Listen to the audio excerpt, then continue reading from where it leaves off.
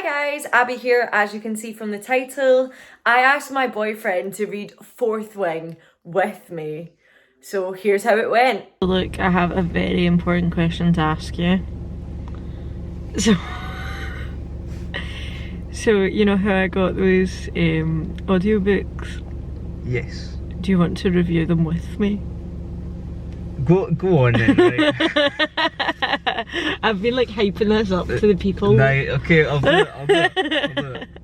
So we're about half an hour into it, so we're not even finished the first chapter. Why is the first chapter an hour long? See, if I was physically reading this, I'd have absolutely switched off by now because I can't cope with long chapters. I can't do it. My first question, Bisgayeth. What is that? I am pretty sure I've seen a Gaelic person speaking about the issues with the Gaelic names that the writer has used, and Bisgayeth, I'm pretty sure, is one of them. Of the college is Basquiath. I don't know how the author wants it pronounced. But that's annoying because... Yeah, I've heard that the book uses a lot of like Gaelic words and things like that, but then the pronunciation of them is just fully English vernacular. Usually with Gaelic, the letters don't translate to what you think they are. So there's a lot of times that like an MH together, M and H, you don't say you say V. Now, moving on. Yeah. You know what I will say, right? I will say that I get some of the hype, I suppose, because I suppose like the world, the concept. Yeah, it's really good. The concept is interesting. For this first chapter, however, there's kind of a mix. Of like, what we've got through so far. Yeah, there's a mix. So like, there's obviously, you know, I sometimes look at it and I'm listening to it and it's like stuff that's good and adds context, but then sometimes I think it's quite exposition heavy. Something I do have to highlight as well is it's like it's giving me like Vampire Diaries fanfiction a little bit. It was even one of the lines is the main character says the line double standards for the win, and I'm like that's giving 2012. Well, this is my issue with the main character. I don't think she knows who she is because like the writer doesn't know who her main character is, because one minute she's like, Frail, I'll show you, Frail, I'm going to be a rider and I'm not weak and I'm going to be best rider and I'm going to get through this, and then the next minute she's like, I just wanted to be a scribe. Yeah, or then, talking about the double standards of that, she talks about how she'd have been better off going into the army, going into like the infantry instead of the Dragon Riders department. And then just about 2 minutes ago when we were listening to it, she goes, better than being fodder in the front line infantry. And it's like, you just literally said you'd be better off in the army. Back and forward, and that's something that leads me on to why is her mum like so aggressive against scribes? Like, are we going to find this out in the future? Because she married one, she'd purposely done that. Yeah. So unless like in the future there's a storyline that she was forced to marry him or something, what is her issue? Or like they had a fallout or something. Like there needs to be like some sort of thing that she can't clearly hate scribes that much, considering she's willing to have multiple children with one. Yeah, 3. Yeah. Like so like she can't like just hate them on a baseline like guttural level. Yeah. Something as well, this is a bit on the wayside actually, but it's kind of it's a trope, and this isn't actually even a trope that's just in this, you know, it's a trope for a reason I suppose. But as a fitness instructor, it actually does my boxing. So whenever you hear this is probably a common thing that people hear, and most people I know think it's true, is they'll say something like, I'm not strong but I'm quick. Now that is kind of in a sense oxymoronic. Now obviously there's different levels. Usually once you get to a level of being completely massive, full of muscle, full of weight, you do there is a very gradual slowing down. But I mean, if you even watch like the NFL or whatever, there's a lot of these guys that are huge, utterly huge, but they're quick. Size and strength and speed are often correlated. I mean, even if you look at Olympic sprinters, they actually look really muscular. If you take someone like Usain Bolt or whatever, they actually are decently built. So this whole I'm weak and I'm frail but I'm quick just doesn't work. Well, that's something else as well. Like, so obviously they've not explained what's wrong with her yet. But like, if she can't even lift her backpack, like if she's struggling to lift her backpack, how did she pass the physical exam? Like, what was the physical exam? Going really off topic here, but see that whole, oh, I'm not strong but I'm quick. A better replacement for that is I'm not strong but I've got endurance, because endurance is actually to an extent antithetical to strength. If you look at like your marathon runners and things like that, someone like Mo Farah, they're usually quite skinny. They're not big built guys. They're usually really slim, and that is because when you train that type of endurance training, you don't get very strong, but obviously you get that capacity to sustain your strength. Something else is like her, just like, you've got brains, outsmarting them. But then she's telling us that the first thing they're going to do is like a climbing thing, and I'm like, how can you, like, you're either going to be able to climb and lift your body weight or you're not. Like, it doesn't matter how smart you are, like, you're going to be able to or you're not. So she's as frail as they're all telling us she is. How's she going to climb? Yeah, to be fair, they might, who knows, they might make a circumstance that, they're all climbing up and she's the only person that sees the elevator. No, but no, like they might find like one of those like little kind of workarounds or whatever, something. She's got her special rubber shoes. Yeah. Something that gets me is, see when she's talking to her sister and her sister's giving her all this advice for how to get through the dragon exams alive. She's like, and I'll tell you this, and then she keeps going, and then she's like, and okay, and she hugs her like she's going to say goodbye, and then she like starts braiding her hair, and it's like this thing where she's like continually info dumping, and I'm like, see, if someone gave me that many verbal instructions about an exam, I would remember none of it. Like, she's giving her sister, she's like, and remember this, and remember that, and remember the next thing. But then on this other note, she immediately starts talking about, oh, and when you do get in, you can sleep with this person, but you can't sleep with that person, and you can sleep with this person. And I'm like, she's literally, her previous bit of advice is, don't think that you're safe at night. They'll come for you. That kind of level of intensity, that level of import, and then she's wanting to leave off or leave like a final message about who she can sleep with. Like, I think you really need to. She should. I think you should like get like the priorities. That's the other thing as well, is she seems quite like downtrodden and shy, and then she's like, I'm pretty sure she says, they introduce a male character's name, and I'm pretty sure she says like, oh, he's the only boy that ever paid attention to me. But then she's like, her sister's like, oh, you can only sleep with the first years, and she's like, yeah, I think I'll sleep with 3 or 4. And it's like, that kind of like confidence seems kind of like randomly out of character when she's just a few lines ago talking about how like no one's ever interested in her. Yeah. Well, we're just going into the gym, but on the way home we can finish the first chapter. It's got another 20 minutes. And you just listen to us be haters.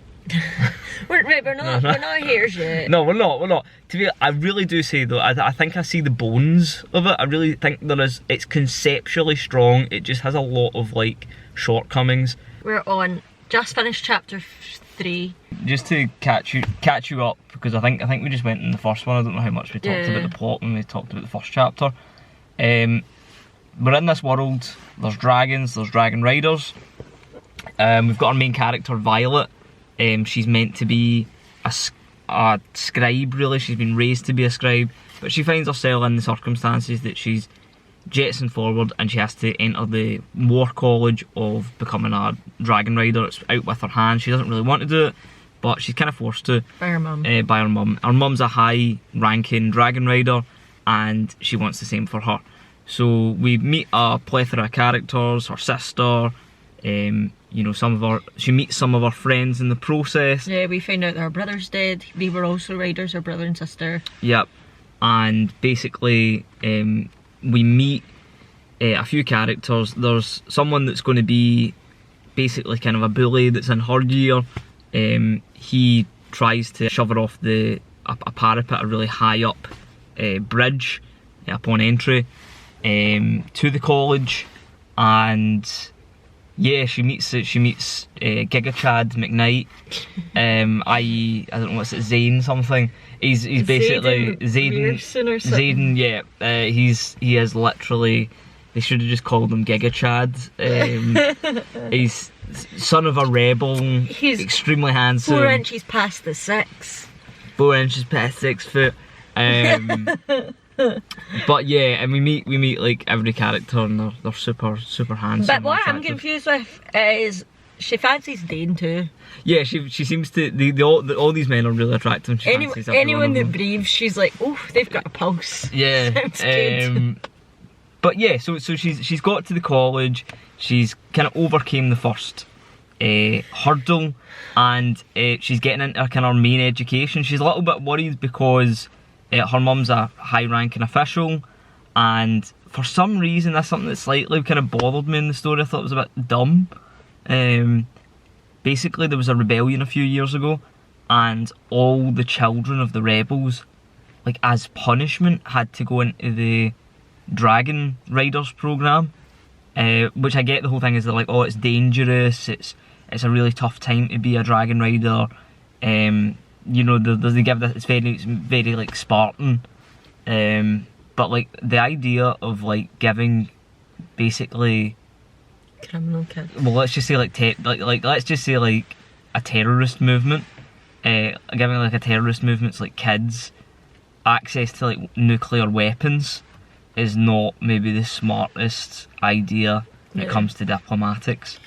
Something I don't like about the story, so actually I'm enjoying the second and third chapter, was written so much better than the first chapter. Still a wee bit icky and still a wee bit cringe, but it's better.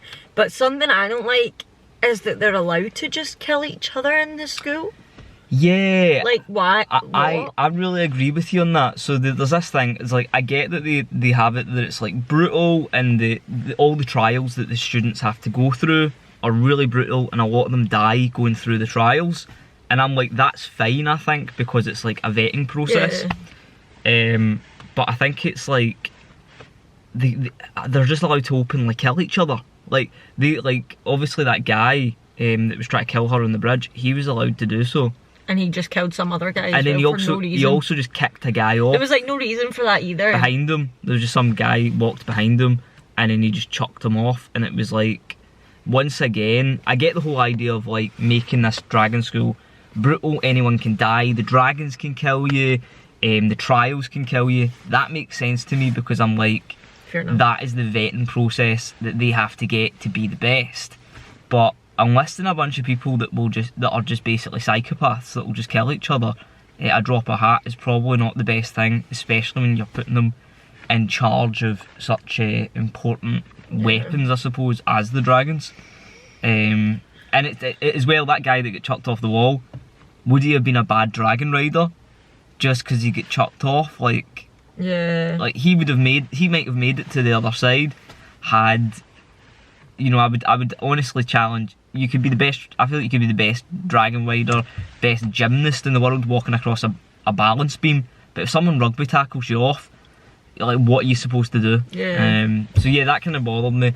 I think positives, the world building, I'm interested in the world. Now obviously there's flaws, I think, in the world, but it is an interesting setting, interesting concept. I really like the lore. She's went really deep into the lore, which is nice. We're kind of opening up the world, we're seeing kind of more of it. sometimes I do find the kind of the internal dialogue or some of the dialogue It's all the swearing. a bit funny. So, well, this is I'm getting to the kind of main point with it, is it's like, I'm not sure who this book is for. So when we started it, I was like, right, okay, so maybe this is like young adults. This is actually like, maybe this is more kind of towards like 14-year-olds or something, right? And I was like, that makes sense, because it's a little bit edgy, to the point of like sometimes cringe. But I was like, but that makes sense, because everyone's cringe when they're like 14. And you just got to embrace that. But then there's like a lot of kind of sexual themes, and then also I swear the lines, her internal dialogue, every character's is damn, you know, we'll censor that all in post. But yeah, so I'm like, it's got all that kind of like preteen, you know, early teenage edge and angst, but then it's got like, I suppose, that kind of adultness that would make it inappropriate. Yeah. So I'm not quite sure. I'm sure it would be popular with, like, because let's be real, everyone that's like 14 probably is swearing, probably is thinking about those things. But still, like, you wouldn't put it in a book. You don't see that stuff in like a Percy Jackson book. But yeah. Yeah, so like I'm not in the same way that before they were talking about, we don't know who the character is because there seems to be two versions of her. There seems to be like two versions of what the audience is for this book. Yeah. Once again, I think it does have really good bones, but it's just about how it's kind of, I suppose, translating. Yeah. I'm getting invested in the story, but it's like. So we're like 70% into Fourth Wing. Yeah, so let's catch up. So we now know what her, what is it, magical power is? Yeah, so I don't know when we last checked in, so we should probably just like, I'm just going to maybe give just like a quick recap. She's got past all the trials that get you to getting a dragon. She has got a dragon now. Basically, what's happened is that she's bonded to 2 dragons. And this has never happened before. This has never happened before. You can usually never bond to one. Unspoken, unheard of, right? And the dragon that she's kind of bonded with, one of them, is the mate of Giga Chad McKnight, Tumble Dryerson. Yeah, so she's bonded that, and that's kind of led their relationship to go somewhere. She's kind of, I think she's basically kind of like passing first year at this point. They've kind of done all the kind of training really, and now there's just this kind of like battle, like simulated battle thing that they have to do. Yeah. I think pretty much to pass their year. Yeah. So far, I'm really. No, the signet. So yeah. Yeah. Everybody that has a dragon gets like special powers or whatever, and there was this big massive build up about what her special power was, right? So like they say that the most common ones are like fire, ice, water control, wind, right? All that kind of stuff. And they were like, oh my god, what's hers going to be? Because she's the most powerful dragon, and she's meant to get this power, and her power doesn't come for ages, and it's a mad mystery. And then they kind of reveal that it's like lightning powers, and I'm just like, okay, like, yeah. And they're like, whoa, oh my, it's lightning. And I'm like, why is lightning better than fire? So I seen on TikTok that her dragon's name in Gaelic is something to do with like thunder or something. Start with the big one. Violet's dragon is called Tarnianach. Tarnianach. And this is the Gaelic word for thunder. But this, it's a really annoying book because, do you know what? The thought behind it, the world building, some of the plot, fab. The story, the plot is good. The concepts are really good. They're really nice concepts. I love the world. I love kind of where it's going. But I just probably hate 2 things I would put it down to.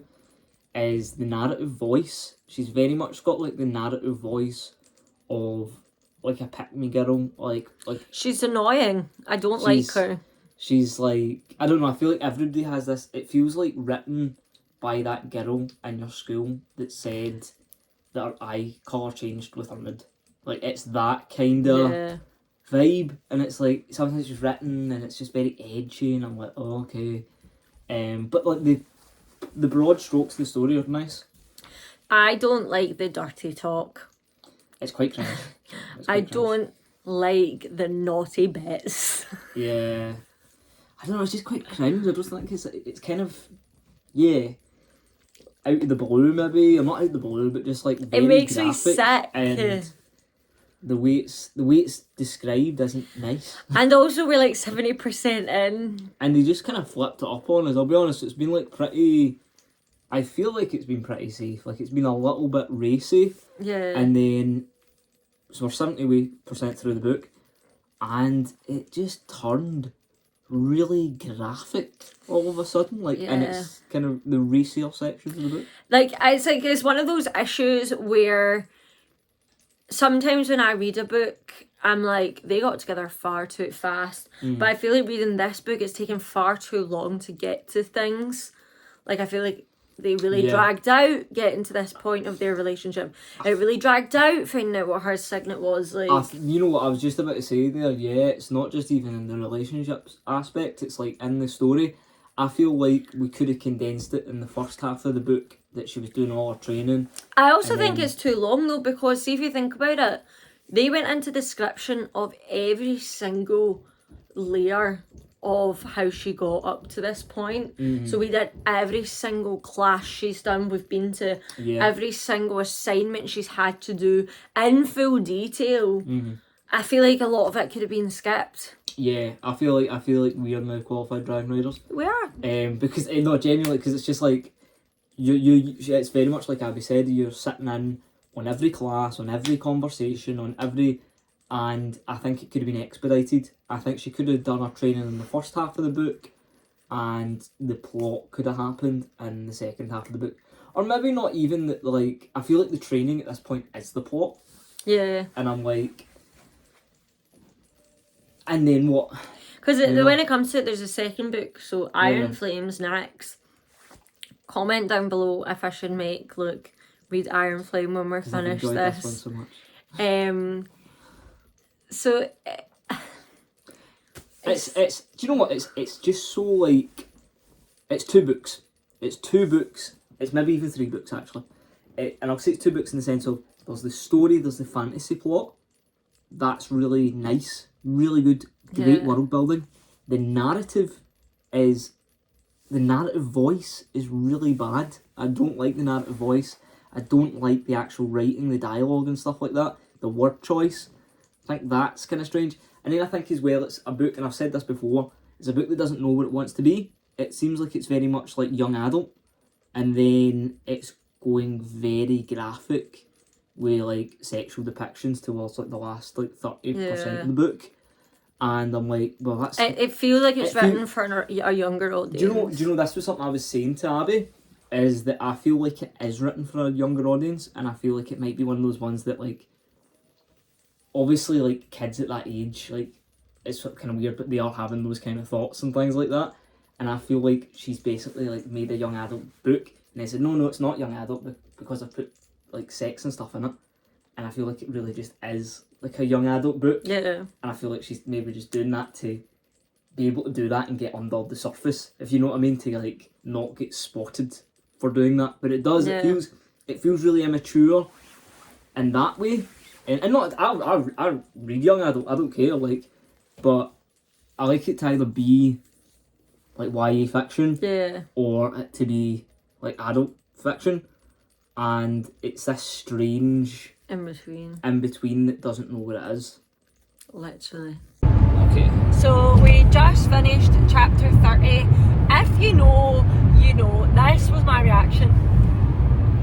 That's how I feel about that chapter, and I don't like that it goes from naughty into we're going to go teach you how to control your power. Like, they're not the same chapter, like they're just not. It's very, yeah, you would think that chapter would end and a new chapter would begin, but it's the same continuous chapter that is very graphically Icky. yeah, and So like the whole story so far has been very aimed at like teens. This is dirty. There's that sometimes things can, like, sometimes this does need to be discussed. There's like bits that are like funny and they're actually funny, and sometimes they're actually well written, you know? The rest of it just brings it down. It just feels like It doesn't know what it wants to be. Like, she's very much like she doesn't have a niche. yeah, She's not fantasy, she's not romance, she's not romanticy, she's not spicy, like she's like, I want to be everything. yeah. There's a lot of chaff. There's a lot of Nothing's things. happened. There's a lot of things. I feel like the story could progress, and you know, we found out some key info about a character that's been long teased, and to be honest, I feel like it's so slow that you just figure out everything that's going to happen before it happens, because it's so telegraphed. You know, you already know that whatever big reveal, and you already know it's going to happen. There was also like an assessment that they had to do, Yeah. and we never find out the results of the assessment. Yeah, They do this competition with their wing, where it's like their leaders aren't present and it's just them on their own to see how well they do, and they have to steal something they think would be valuable for the enemies. Well, that's a Who done the best? No. That's a big thing. Is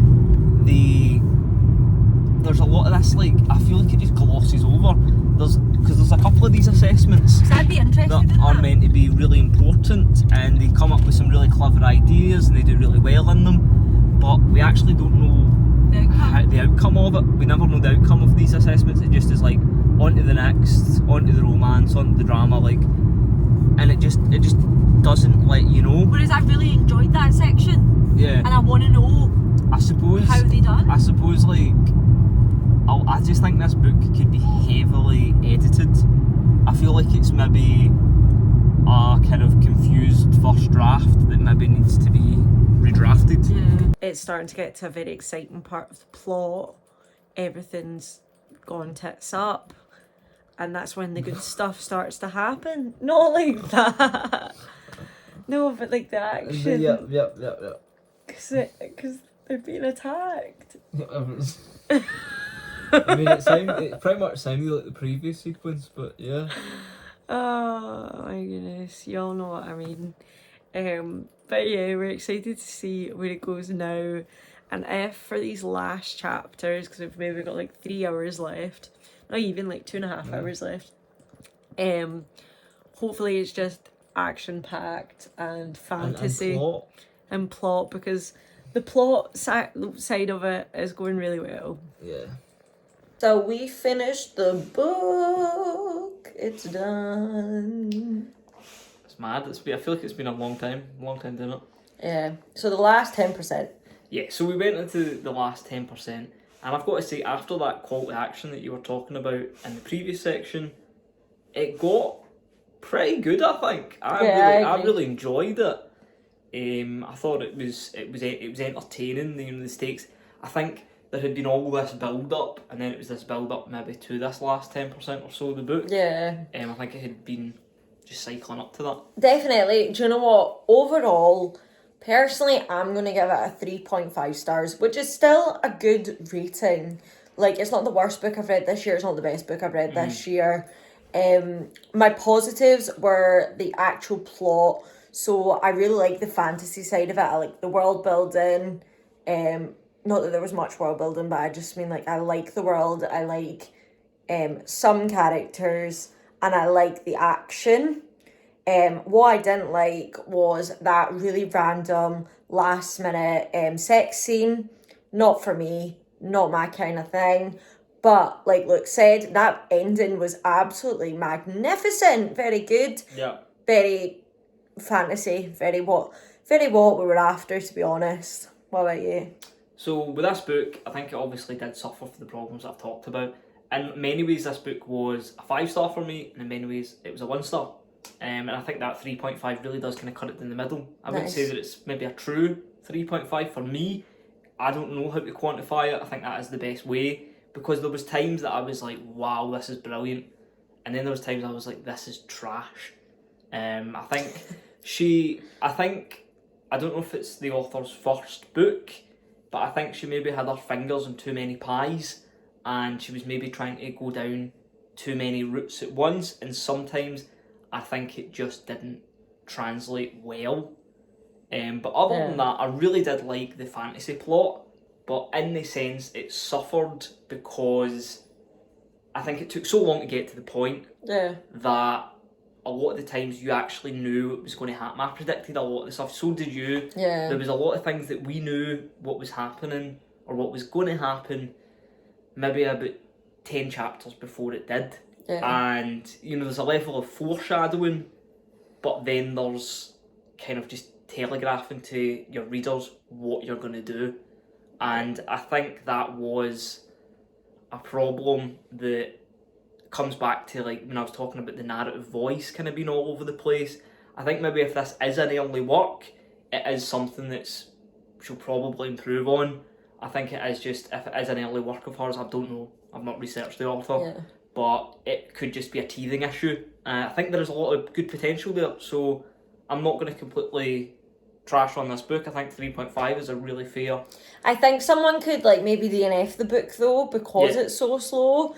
But if you fight through it, if you get through the rubbish parts, you get to the ending, which is great. So comment down below if you want us to read and review the next book, Iron Flame, because there's a next book. Hopefully we find it a little bit better. And like this video because it really helps the channel, and subscribe down below to become part of our wonderful family where we make bookish and lifestyle content. We have so much coming up for this year that we think you'd love, so put the notification bell on as well so you don't miss a single video, and we'll see you in the next one. Bye!